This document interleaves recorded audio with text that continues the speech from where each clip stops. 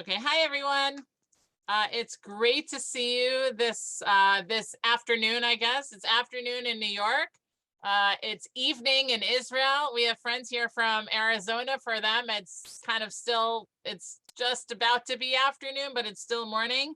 And we're thrilled to welcome you here to our program with author Lori Banov Kaufman, who wrote the fabulous book Rebel Daughter. I just want to tell you a little bit about Ms. Kaufman, and then I'm going to turn things over to her. Even though she lives in Renana, Israel, now she was born in New Orleans. She grew up in Charleston, South Carolina. She had her undergraduate degree from Princeton and a master's from Harvard. Pretty impressive. I'm sure you made your parents very proud, Lori, when you were at school. Before she became a full-time writer, Lori was a strategy consultant for high-tech companies. And she's also even wrote The Ice Cream Lover's Guide to Boston. I think this was quite a few years ago. Maybe that was even her first book. It says in her bio, while this important addition to the literary canon never made it onto the bestseller list, it did get her a lot of free ice cream. And I know there are several people on this call, even one of whom I'm related to, who think that in itself is an accomplishment. With that being said, Lori's here to talk to us about her new book, Rebel Daughter, and we're so happy to have you. And I want to also say we're very happy to have our friends who are with us from all across the country, from other small congregations like ours. Welcome. And Lori, we turn things to you. Great. Okay. Well, thank you so much for having me. It's really great to see so many people on board for this. I'm happy to keep this informal and to, take any questions and talk about whatever is interesting to you. I think I'll start by talking about how I discovered this story. In many ways, the story very much found me. I was having a sushi dinner in Tel Aviv and met a professor, actually someone I know, but we started talking about his work. And he, Professor Jonathan Price, who you may have noticed was the historical consultant on the book. And he told me about a project that he was working on to catalog inscriptions from the ancient world. And I was kind of yawning as he was talking about this gravestone and that gravestone. And I said, tell me about a good one, an interesting one. And he told me about a gravestone that had been discovered in the Bay of Naples, and was a huge archaeological discovery because it was the first proof that Jewish captives had been brought from Jerusalem to Rome. So it was very important archaeologically. And also it told of a very unusual, compelling love story. And that kind of sparked my interest. And from there, I got into wanting to know more about it. I found that the story was just so interesting, both because of this unusual love story that the stone hinted at. Also, the first century is a time period that I didn't know anything about. And as soon as I started learning more about it, I became completely kind of captivated. It just didn't make any sense to me that the Jews in this small province, a Roman province on the eastern edge of the Roman Empire, would rebel. And, when they had no army. The Roman Empire at this time was at its peak. There were 29 legions with hundreds of thousands of well-trained soldiers. And then you had these Jews with no army revolting. And, why would they do something like this? That was something that just didn't make any sense to me. And then also everything I had known about the first century, once I started, which was very little, but once I started learning more about it, I realized that I was wrong. I mean, I grew up with the myth of the heroes of Masada, and living in Israel, that was very much a glorified event. We looked to these people as being very courageous fighters. And then when you look at this event from a historical perspective, and you see, well, maybe they were just, murderous fanatics who brought the Jewish people to incredible destruction. And that shift started, moving a lot of things around for me. And as I got more into the story, I became kind of a little bit obsessed with understanding and unraveling it all. And then plus the cast of characters was just so fascinating. Josephus, who is an ancient Jewish historian, an eyewitness who wrote about this period, is a very controversial figure even today. Was he a traitor, or was he a brilliant statesman?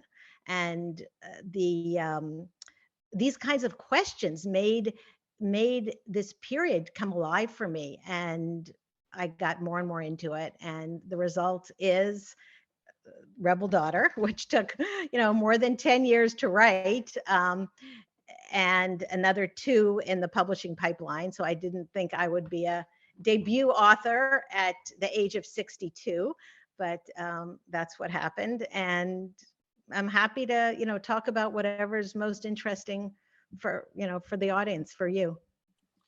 So, Lori, can you tell us a little bit about the story itself? Who are the main characters? What's the journey that they travel on? Okay. So it's based on a true story of a young woman who's captured after the fall of the Second Temple in the year 70, sold as a slave in Rome, and she was freed by her master who fell in love with her.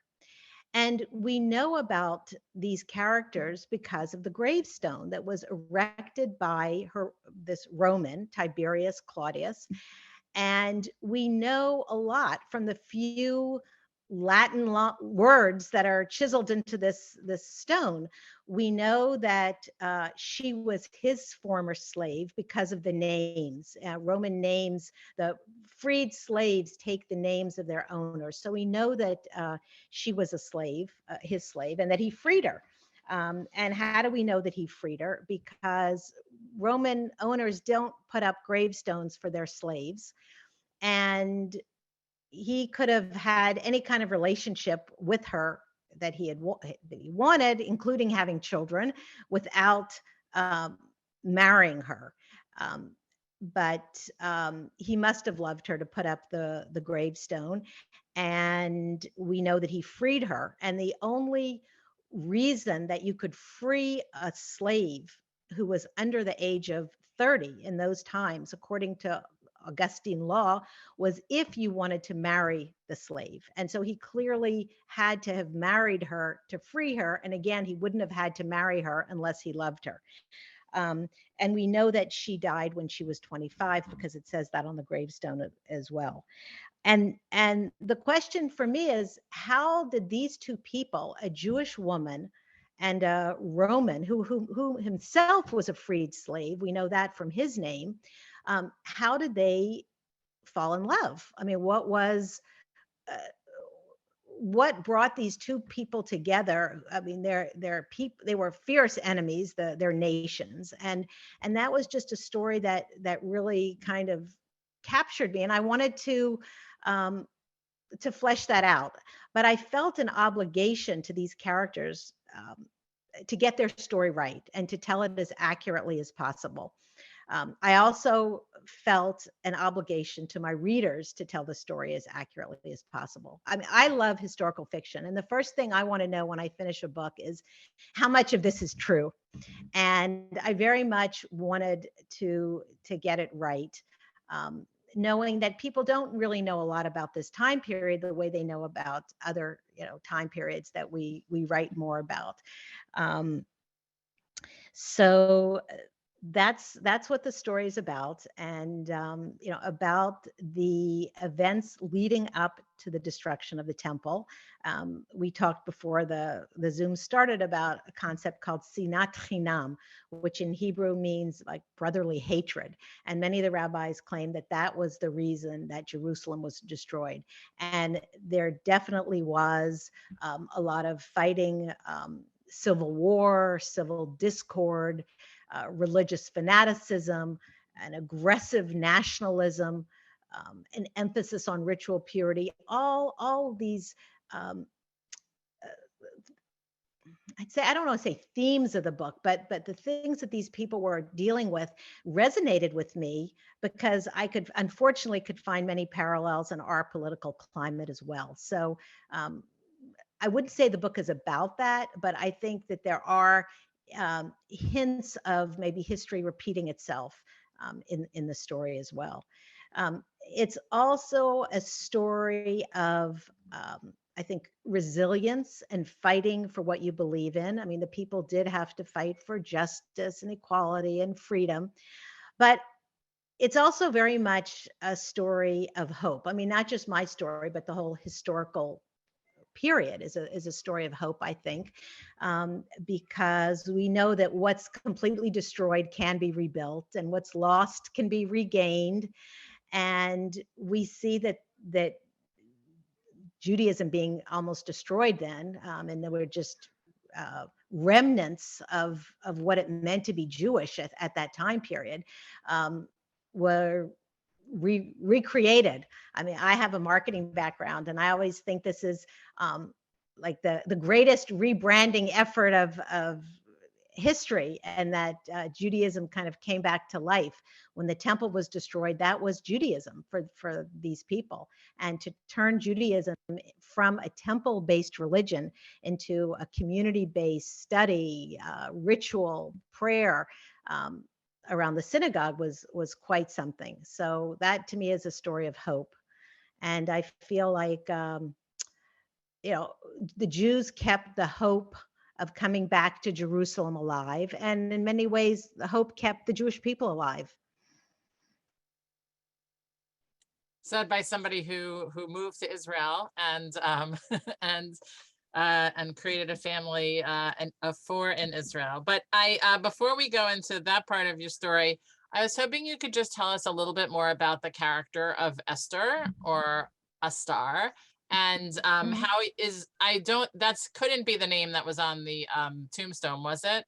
If it was, that's No, like the perfect. name, So right. Well, her name was Claudia Astor, okay. and Oh, Aster, which in Greek is Esther. And that was a aristocratic name in the first century for Jewish women. And so that's why she became, in my story, at least, the daughter of a priest. She could have been a poor peasant farmer's daughter, or anything else, but I chose to make her a member of the aristocracy because that was a real name in the first century, but a little bit unusual.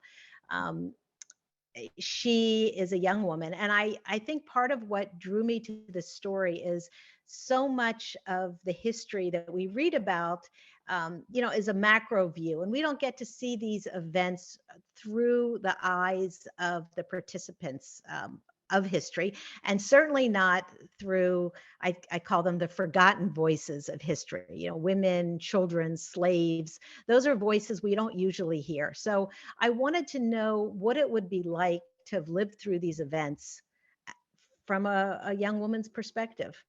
And so she's the character. I think that many of the readers might relate, many of the younger readers, because it was marketed partly as it's called a crossover fiction, which is partly as a young adult book, but also for adults as well. But I think that many young people identify with sort of the coming of age angle and someone fighting for their freedom and trying to find love, while older audiences, I think, appreciate more of the nuance of the historical moment. But the character was certainly someone who lived, because we know that we have her gravestone. Can you tell us a little bit about, like, how we were talking a little bit before, and you said that originally you did not write this as a young adult book, but really just as a general novel, and that you had to make some changes. How did you, what was that like? How did you, what kind of adjustments did you have to make to the story? Okay, that's a good question. I wrote the book with myself and my book club in mind as the ideal audience. And my friends and I, we love historical fiction, meaty, juicy historical fiction where we can relate to the characters, but we learn something at the same time. When I submitted the book, or my agent submitted the book, it turns out that there was a real need in the market for Jewish historical fiction that was not about the Holocaust, specifically for younger audiences. And it just seems like people were getting a little overloaded, or educators felt that college intro courses and high schooler, seniors in high schools were learning that the only part of Jewish history that mattered is the Holocaust. And so I think that was why the book was kind of bought quickly by the publishers. And that's kind of typical of publishing. It's not, it's almost more about what the market needs sometimes than what the book's merits, and they were clearly trying to find something to put in that slot. But I was happy because I wanted the book to be read by as many people as possible. And of course, if young people can get exposed to Jewish history, that's great. I had to take out quite a bit of the Jewish, there was more Jewish historical information about that. I had the love story was maybe a little bit developed more on more adult with more nuance. And then of course there's, I had to beef up a little bit the coming of age. So it's not exactly the book that I wrote, but I think that it's resonating with a bigger audience than I had anticipated. So that's great. And also, as we were talking before, it's been embraced much to my shock and surprise with Christian audiences who are very much connecting to this period of time, and to Josephus, who's a character in the book, as I said before. And we know about this time period because of Josephus, and we know about Josephus because the church preserved his writings. It was the monasteries who, for hundreds of years, recopied his works and saved them for us. So we're also indebted to the Christians for preserving this story. And of course, the story takes place at a time when Christians were Jews.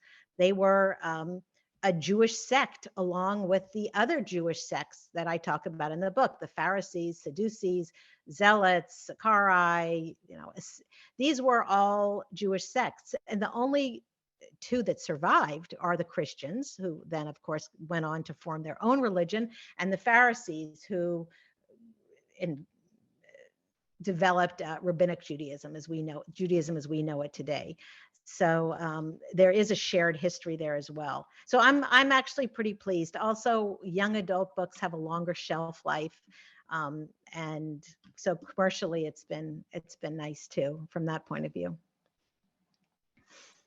I was saying before we started the program that when you look at the story, when you're trying to teach, I think anyone about this time period, but certainly our teenagers, it is, from the perspective of a Reform rabbi, it makes very clear, why it is that the Judaism that we know and love is still around. It's the engagement with Torah. It's, like you said, the rabbinic Judaism, but the Judaism that was, it wasn't by climbing, it wasn't the Zealots who survived on Masada. It wasn't the ascetics who went and lived their Judaism in a cave, and it was so, it was the people who really engaged with both Jewish and secular life and found that the balance that we're able to, what is rabbinic Judaism but an effort to understand how to live as Jews in a secular world. So, and I think your book does such a great job in kind of showing all the different ways that Judaism expressed itself at the time of the setting of your book. Mm-hmm. I have a question here from Tamara. Can you it says, can Lori eventually dovetail back with the real historical context that you were providing at the beginning? Also, I like to request Jewish or Israel books at my public library. Is the story available as an audiobook through the public library? I especially like to request books through the digital app. But I guess, can you come back? Can you talk more about the history, I think is the first part of this question. Yeah, sure. Um, Rabbi Jonathan Sacks, who was the chief rabbi of England, said something that I thought was very profound. That is, history is what happens to other people, and memory is your story or our story. And I really feel like this event is so ingrained in the collective memory of the Jewish people that it's almost not history. I mean, it's so much a part of the Jewish calendar, even. I mean, my daughter got married a few weeks ago, and we broke the glass at the ceremony and talked about remembering the temple. And no matter how disconnected you may be from Judaism, you still kind of connect to Psalm 137, or about it. If I forget thee, O Jerusalem, and even if you don't mark Tisha B'av, it's an event that we've grown up hearing about, even though it happened 2,000 years ago, and it's so relevant for us today. And so I wanted to understand, why are we fixated on this event that happened so long ago? And the history of that time, where you see what happens when you let down the societal guardrails. Again, you do have to fight for what you believe in, but I think what comes through in this historical moment, and it's still very relevant for us today, is you can't go crazy about it. Yes, you want to fight, but you want to fight for the equality and for justice and for freedom. But there's a line between going for what you believe in and becoming crazy, fanatic, intolerant. And that's, I think, one of the reasons as well that the history of this period is just such it's an important story for Jews to remember. And there's a lot to teach. There's a lot of teaching moments about this. The history of the period was very complex, and I even though there are a lot of groups that I talk about in the book, and I wanted to represent the different factions through some of the characters, and that's why Esther's brothers and her father were all kind of from a different group that was on the scene at the moment. I worked more than 10 years trying to understand the complexity of this time period. And I worked with some of the world's leading historians and archaeologists, which for a YA book was obviously total overkill. But because I started working with, again, Professor Jonathan Price, who was the historical consultant and a world-renowned scholar on the first century and Josephus. And, he was reading the book, so it had to be at a high standard. I had to get the details right. And Josephus was really our guide for this period. And all the political and historical events in the book actually happened. And they were recorded by Josephus, who was, again, an eyewitness, participant in these events, not only writing about it, but he was there. So if I wrote a scene, for example, in the market, and I had it taking place in the afternoon, but if Josephus said it happened in the morning, I changed it, because whatever I could know, I wanted to know about, I wanted to get accurate. If I had questions about Jewish magic, I ended up talking to one of the world's experts on Jewish magic, who's also a professor at Hebrew University. Being able to have access to the sites where my characters walked, and to go there and walk on the exact same stones in the market that Esther walked on, and to touch the wall, and it just made it made the history come alive for me. And so I wanted to get the details right, because without that authenticity, I felt like the reader wouldn't be able to time travel, wouldn't be able to put him or herself back in time like I wanted to do. So that was why I really emphasized getting the historical details right. But I did, again, like I said, I went a little bit crazy with that. I didn't need to spend weeks researching how face cream was made out of sheep fat in the first century, or what spices they used and how they cooked. But as soon as I would kind of pull on one fact, I would want to know something else. So that's probably also why it took me 10 years. um, but the history was very interesting to me. So, so the next two questions I'm going to combine. So Mark Mhm. Menzer asks, what made you write your first novel now? And had you done any fictional writing before? But the next question is, do you have a plan for a companion book that provides all the factual context and resources, because it's so fascinating? Oh, thank So, you. yes. Thank you. Okay. Oh, you know what? I just remembered that I didn't answer the second part of the other question, which is about, is the book available in audio and in library? There is a library edition, and there is an audio version as well, just to get back to the other question. Now, this was my first novel. I had written a nonfiction book with my husband when we were in grad school, and I always wanted to be a writer. And after we wrote that book, we actually got a contract from another publisher to write the Dessert Lover's Guide to New York. And we got an agent. And then in one of those life sliding moment, times where, you take a different turn than what you originally thought, my husband got a job in Israel, and we decided to move to Israel. We ended up putting our writing dreams on hold, and we both worked in high tech. And so I always wanted to write, and we had done, I had done business writing. And when I turned 50, I just wanted to get back into it. And then fortuitously, the story kind of found me, as I claim it did. And I got pulled in. So this is my first novel. And I enjoyed it very much. I didn't, know that it would be published at the end, or that anyone would read it. I think that writing, like many creative pursuits, um, it's hard to feel like you can justify doing it when there's always something else, you should be doing, especially if you don't have a contract. And writing, unlike even say painting or gardening or cooking, you have nothing to show for it. You may write for years, and no one will ever read it.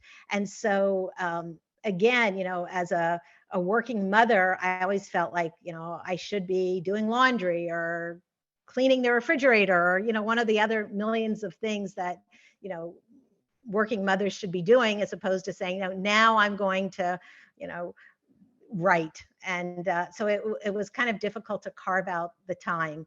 And I wish that I had started earlier. But writing is something that you have to do because you love. It's very hard to put food on the table by being a professional writer. Very few writers, I think, can support themselves with book sales alone. So it was just something that was always on the back burner until I was at a retirement age, basically. Was there another part to that question that I forgot? There probably Yeah, was. there was a second part to the question, which was, well, I'll ask actually the two questions that now another one has emerged. So, Mhm. is there a plan for a companion book that also provides all your Oh, factual right. context and resources? And then the next question is, starts with the comment, the research you did was fantastic and definitely enhances the reader experience.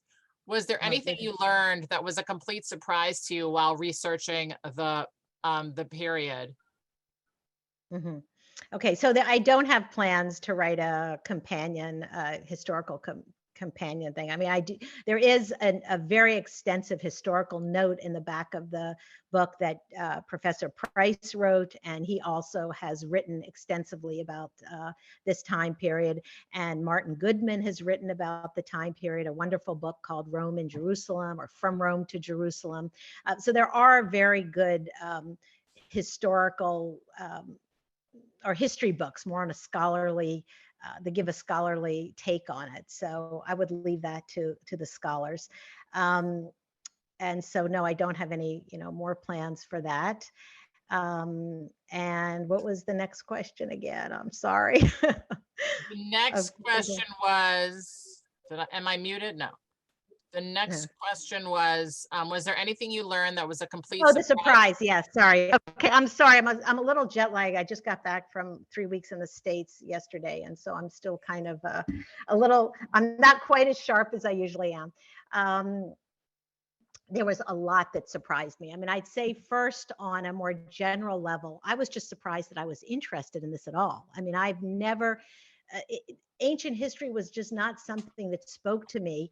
I've loved history, but for me, history was, World War II, or maybe the Civil War, because I grew up in Charleston, South Carolina, but that was it.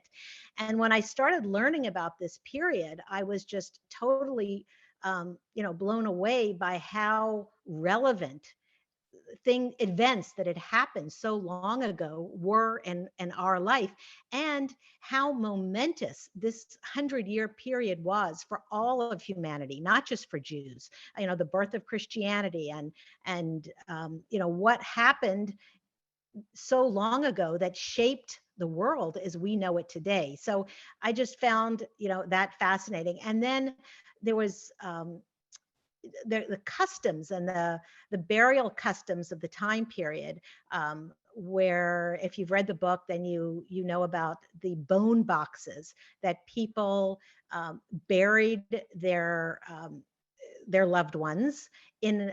Well, actually, they put them in caves, and then a year later they reburied their loved ones in boxes, because they believed in resurrection and that the people would need their bones when they came back to life. The whole apocalyptic fervor of that time period, that people truly believed the end of the world was in sight, that the dead would be raised, and a God's kingdom on earth would come. This was not something that they, kind of read thinking, yeah, maybe sometime. They thought next year, and 2 years, and 3 years. These were all beliefs that I actually had kind of associated in my mind as, I'd have to say, Christian beliefs.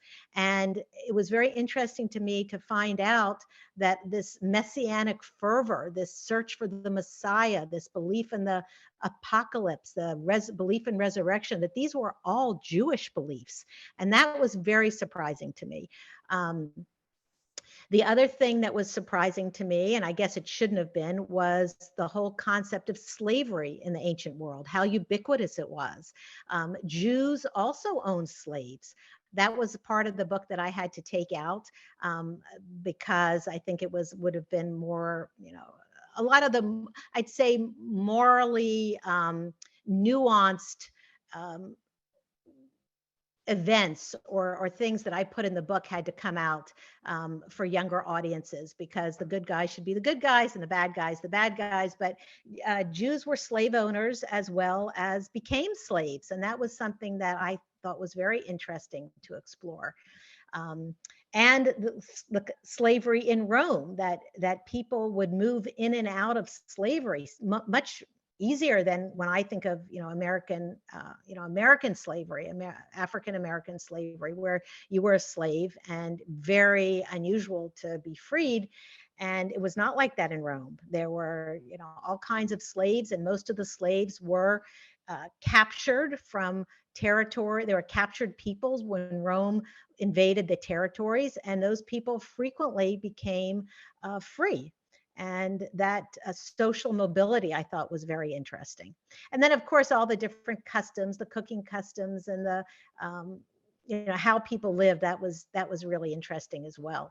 And to be able to go and see the houses, if you've been to Jerusalem, you might have been to a museum called the Burnt House, where you can actually see a house where the walls are still charred and there's ash from the fire in the year 70.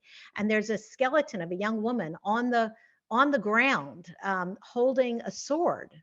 You see the sword and the skeleton, the bones of her arm on the floor. And, I could just imagine the Roman soldiers, rushing into the house, and this young woman trying to escape and not managing to escape, and her body was where it's left, and you can see it today. And that is just chilling, and brings the past to life in a way that just, hits you on a visceral level. And there's part of this story that, again, the thing that surprised me, I mean, I've lived in Israel, but I was not religious. And, in some ways I was kind of cynical about some of the, some of the parts of Jewish history, and sort of the religious take on things. But then after learning about this, you realize that this story and the memory of this event just hits you on a gut level. When you see, it's kind of like when you go to the Kotel. You may be the biggest cynic in the world and not feel very connected to the Jewish people, but you see the Western Wall and it hits you, and you can't explain why.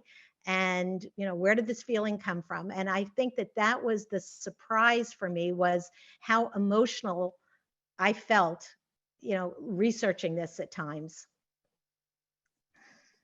Another question that we have, I'm going to actually combine it with, so there's a great discussion guide on your website, and the second question in the discussion guide begins with the statement: women in first century Jerusalem had clearly defined gender roles as daughters, wives, and mothers.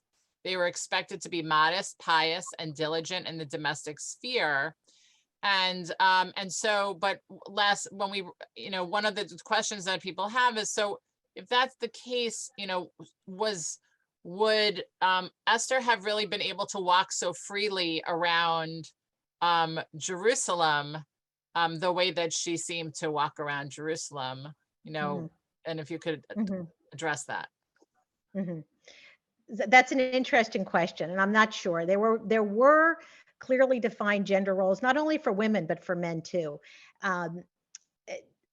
My historical consultant said that it was accurate, that there were women, and there are stories of women also in in our Jewish tradition of women taking leadership roles, and there was female literacy in those days. We have documents that were found alongside the Dead Sea Scrolls that were wills and different property deeds that were written by women for women. So there were examples of women who were literate, but I think that she was definitely an anomaly.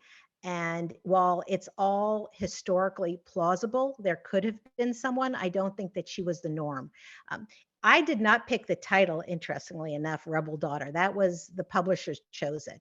But, it fits in this particular case, that I think that she did push the boundaries of what would have been acceptable behavior. Again, according to all my, I'd say, scholarly consultants, and I consulted not only with Jonathan Price, but also different scholars who are experts on women in the first century. It could have happened. So anything that could, I didn't say that everything did happen in my book. I just wanted to make sure that it could have happened. As long as it was historically plausible, I was willing to go with it. But I think that you're right, that she would have been an outlier in that sense. So if Rebel Daughter wasn't the title that you would have chosen, that you chose for the book, what would you have named it? So my title was Daughter of Jerusalem, which is taken from the Song of Songs. And I was told that a title with Jerusalem in the title wouldn't sell. The book with Jerusalem in the title. So they changed it. And I think, again, that's also a nod not only to the YA audience, but it's very much a trope of commercial fiction today, that women are breaking gender barriers and being rebels. So that's just something that resonates, I think, commercially. But it wasn't what I would have probably stressed about this story, because I think in many ways she did what her parents wanted, and she did not forsake her Judaism and the Jewish people. And that even though she kind of chafed against the boundaries, I feel like she very much stayed in in the end, she did stay in her lane. She did what she had to do to survive, but she was a dutiful daughter. So that's probably not what I would have chosen, but it's a good thing I didn't choose it, because I think they had my publisher had more of a sense of what would work commercially, and obviously that was their, that was where they wanted to position it. It's an interesting it's an interesting choice that they made, because when I was telling somebody, oh, I'm reading this book, Rebel Daughter, and they said, oh, that sounds so good. And I didn't tell them anything about the book. And then I started telling them about the book, and they said, that sounds really interesting, but that's not what I thought you were going to say this book was about.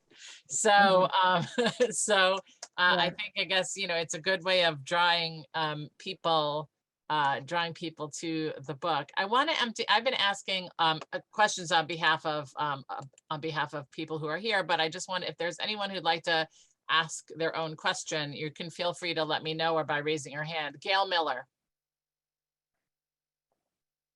Okay, good. I would like to know, on the tombstones, how do you know that this is who she really was? Is Tiberius's, or whatever name he really had, was that him? Does it say she had any other children? Was this her first? And do you know anything about the lineage of what happened after her? Mm-hmm. We know it's a great question, because it all starts with the gravestone. And actually, I've written an article about it, which is on the Jewish Book Council website. You can look that up. It's called A 2,000-Year-Old Love Story. We know very little. Well, actually, we know very little definite from the few lines, but we do know that these were their names, and it says, and there's a picture of the gravestone on the site. It says that Claudia Astor. It says war captive of Jerusalem. This gravestone was erected by Tiberius Claudius Masculus. In other words, the same name. So she was his slave. I beg of you not to tear down this gravestone. So we know that, again, as I explained before, that he must have loved her. Otherwise, he had no reason to free her and to marry her. And she was free, so he must have married her, because that was the only way to free a slave in those days. So those are the facts that we know. And we know that she was Jewish, because it says war captive of Jerusalem. And it was from the year, the first century. So that's what we know. And we know that Jewish slaves, now we know, when this was discovered, I think it was less clear, that there were many Jewish slaves, thousands of Jewish slaves that were brought to Rome, and that Jewish slaves built the Colosseum. And there's, if you go to the Colosseum today, you can see a stone that was found there, and that the money to pay for building the Colosseum was from the temple, was from all the treasures and the riches sold in the temple. And you've probably been to Rome and seen the Arch of Titus, where we have the relief of the Roman soldiers carrying off the temple treasure. The famous one is, holding up the gold menorah. And so you see that today. Many Jews, really Orthodox Jews, won't even walk under the arch, the Arch of Titus in Rome. But we know that this is a historical event that happened. And not only from Josephus's writing, who gives us a play-by-play of what happened day by day, but this gravestone is real physical proof of again, these people who lived and loved, and the fact that slaves came and they were brought. And we know from Josephus also, the journey from Jerusalem must have been so arduous. They walked from Jerusalem to Caesarea. They were put on boats. They stopped along the way, and there were gladiator games, and many Jewish slaves were thrown to the lions and used as props in some of these elaborate reenactments of the myths, the stories that were used to entertain, and then they were killed. And we know about this from some Roman historians as well as Josephus. So even though it's a very short gravestone, there's a lot to unpack there. Thanks.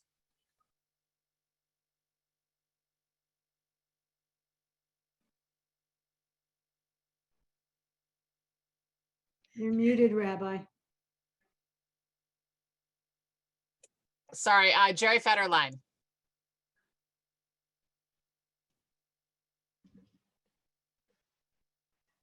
I just want to say that, where is it? You can't see me now? When you hit unmute, you hit, there you go. I don't know where you went now. Oh, you just talking. Oh, well, sitting You can't because on our bookshelf for the past 50 years is Josephus' book called The Jewish War, which I don't remember reading, and now it's probably too late because the print is so small. But I certainly have not read your book yet, but I certainly am very intrigued and do intend to do so. Okay, oh, here it is. Here's There you go. it's a Penguin book that's been sitting on our bookshelf for as long as I can remember. Mm-hmm.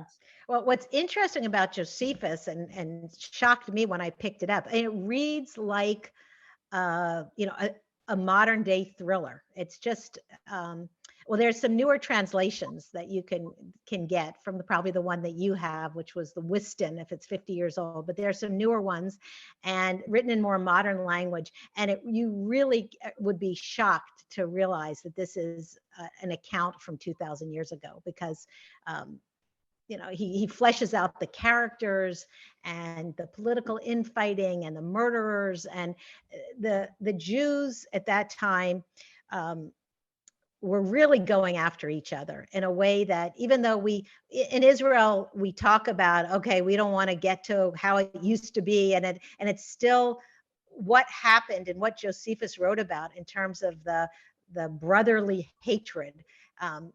Is still very much a part of today's political vocabulary. When things get too aggressive and dirty around here, they say, well, we don't want it to become like it was back then. But we're still so far from that. And what Josephus talks about is that the leaders of the different factions would kidnap and murder each other's families. They even burned the food stores that were being stored for the people in case of the siege. I mean, many people say that the rabbis claim that there was enough food in Jerusalem to withstand a Roman siege for more than 20 years. But what happened is the Jews burned each other's food. And then when the Romans surrounded Jerusalem in the siege, which was how wars were conducted in those days, the Jews died of starvation and couldn't fight. And it really was very much kind of self-induced. And so that's something that Josephus writes about, which, it's very gripping. So, I think I write about it in a fictional way. You can kind of get the emotional part of the story that doesn't always come through in historical accounts. But for an amazing historical account, I would suggest to pick it up one day if you're curious. I've always had the notion, and I think I read somewhere a long time ago, that he was a Roman wannabe. Right. So Josephus is one of those characters who was very controversial even in his time. He was of the aristocracy, was born to a very highly regarded family in Jerusalem. His mother was descended from Judah Maccabee from the Hanukkah story. So he was considered Jewish nobility. And he became, when the Jews revolted, he became a Jewish general. One of the most important positions, he was in charge of the Galilee, which meant he had to stop the Romans before they came to Jerusalem. The most important post militarily, even though he had no military training. And he was captured. And in a story that he writes about, which is very much like the Masada story, when his troops were surrounded and killed, there were 40 soldiers left. They ran to a cave and hid, and they decided, very much like Masada, that rather than being taken captive, they would kill each other. And they drew lots, and he talks about how they, each person, actually slit the throat of his friend, because in Judaism, you're not allowed to kill yourself. So they killed each other. And then when there were two people left, Josephus and one other person, he said, I've just had a message from God. I'm supposed to live. And he turned himself into the Roman general, who was Vespasian. And he went to Vespasian, who was the general in charge of defeating the Jews. And he said to him, I have a prophecy. God has spoken to me, and you are going to be appointed emperor. And Vespasian was very taken with Josephus and treated him as an honored guest. And Josephus, through his flattery and belief that Vespasian would be named emperor, somehow saved himself. And then, lo and behold, civil war broke out in Rome. Vespasian was called back to Rome, put the fight against the Jews on hold for 2 years while he went back to Rome. And he was, in fact, made emperor. And after that, Josephus became a member of his household and ended up living the rest of his life in one of the emperor's villas with a Roman stipend. But interestingly enough, he never renounced his Judaism. He became a Roman, but he was also a Jew. And he wrote a history of the Jews, which unfortunately much of it has been destroyed. But he wrote something called Against Appian, which is like the first, I'd say, rebuttal to anti-Semitism that we have today. And he was a defender of the Jews. So, in many ways, he's having a bit of a reappraisal now, that people think maybe he realized the Jews were on a suicide mission, and he realized that he could do more for the Jewish people by being their advocate on the other side. And you asked, or one of you asked about what was surprising. Another thing that was surprising to me was how many Jews were Romans and were loyal Romans in those days. The general who was advising, or I wasn't a general, but the key strategist of the directing the Roman siege was a Jewish general, a Jew from Alexandria, and he was also a Roman. So, this crossing over of the lines between Jews, some Jews were Romans and loyal Romans, but they could also be Jews, was an interesting concept. And surprising to me as well. So yes, Josephus was a very controversial character in his day. The Jews of his time thought that he was a traitor, and there was a plot to kill him in Rome afterwards by some of the Jews, and that I allude to in the book as well. But there's a reappraisal going on today, I'd say, about his role. Do you have any other books planned? So I would very much like to write another book. I hope it doesn't take me 10 years. I've always wanted to write about Jews in the South. My grandmother and her sisters growing up in a small town in South Carolina has always intrigued me. The whole concept of identity, Jewish identity, and we're still grappling with it today. What makes an American is very much like what makes a Roman, what makes a Jew. Who are we really? How many hats can you wear? And I think that that's a fascinating time period, the turn of the 20th century. And so I'm kind of, researching around that period as well. I mean, But you need a lot of discipline to be a writer that produces consistently. And I'm just very much pulled in a lot of directions. So it's my biggest challenge is not the writing, it's carving out the time to write. Living life in Israel has a lot of a lot of diversions, as I'm sure you can imagine. Indeed. And I mean, and it's just, I'm sure I should have started off our call together asking you to tell us a little bit just more about your story and, how a girl from Charleston, South Carolina ends up living in Ra'anana, Israel. We only have a few minutes left, but would you just tell us a little bit more about yourself and your journey? Yeah. So, like many women, I married a man whose dream was to live in Israel and build the Jewish state, very Zionist. And I also grew up in Jewish youth movements and very Zionistic, but I didn't think that I would actually live here. But we moved, I was so young, and it seemed like a great adventure.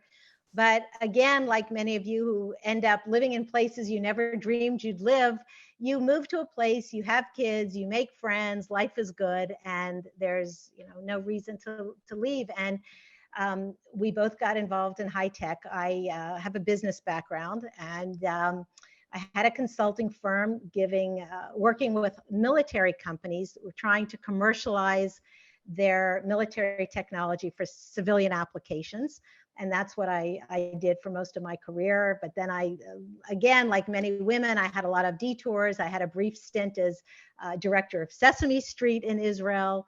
I also had a brief stint as an entrepreneur of a failed startup. We tried to invent a device to kill head lice that was based on some military technology, actually.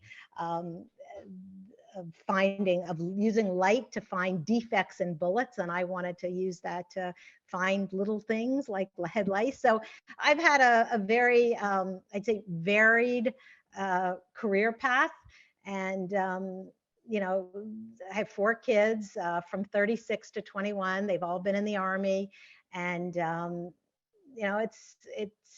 Israel is a very dynamic, exciting place to be, and we've very much enjoyed living here and being a part of seeing Israel change completely, from an agricultural based country to what it is today, which is this technology powerhouse. So it's been exciting, and I'd encourage any of you who have not been here to come and see modern Israel, in addition to being able to soak up the rich history. It's an amazing thing. You've had a front row seat to some of the most dynamic change to happen in any country, anywhere. And you got there at just the right time. And mm-hmm. it's incredible what you've been able to see.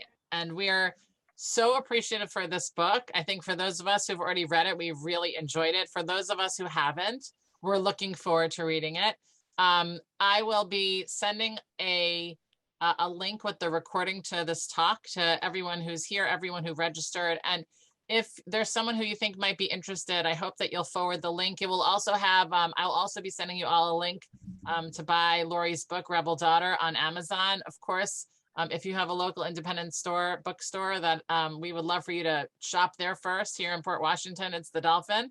And wherever you are, we hope that you'll call and make sure that they have it in stock. And most important, actually, I know that if you enjoyed the book, to write a review, take a few minutes and just write a review on Goodreads or on Amazon, and just let people know that you enjoyed it, because that really helps. That really helps let other people know about the book and that it's worth reading. And I think a book that you started off, Lori, by telling us that some of this is it's a story about fighting for what you believe in and resilience, and a story of hope, and a story also of the possibility that history can repeat itself. And there's with everything going on in the world, there are lots of lessons to be learned from all of your characters, and born out of history and also out of your creativity. So we're so grateful to you. Thank you so much for being with us today.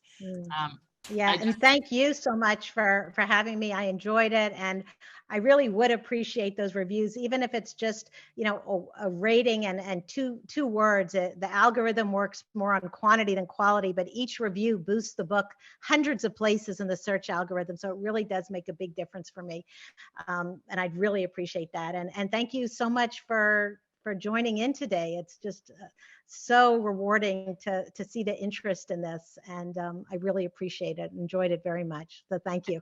Thank you. And Yasher Kochech on this great book. I just want to let people know very quickly, we have, this was the 8 o'clock program that we normally have Wednesdays at 8 o'clock. Today it was at 1 because we have Rahmanis and Lori's in Israel, so we would never ask her. The time difference, I don't even know what the time difference is right now. I think it's, how many hours is it right now, Lori? It's now 8 at night because we already changed the clock. They already had daylight savings time. So this was the 8 o'clock. And actually next month, our next book is by author Rafi Berg, and it will also be at 1 o'clock on a Wednesday. The book is called Red Sea Spies, The True Story of Mossad's Fake Diving Resort. And that's December 1st. And we do also have another Wednesday program at 8 o'clock on November 17th. I probably should have said that one first, with author Joanna Samuel Goldblum, and her book is called Broke in America. So more information about that will be in the email with the link to buy Lori's book. And also, if I can figure it out, where to write your Goodreads reviews and your Amazon reviews. So thanks so much, everyone, for coming, especially our friends from Arizona. We're happy to see you. Thank you, Lori, for everything. Have a great day, everybody. Thank you. Okay, bye-bye. Shalom, Litzot.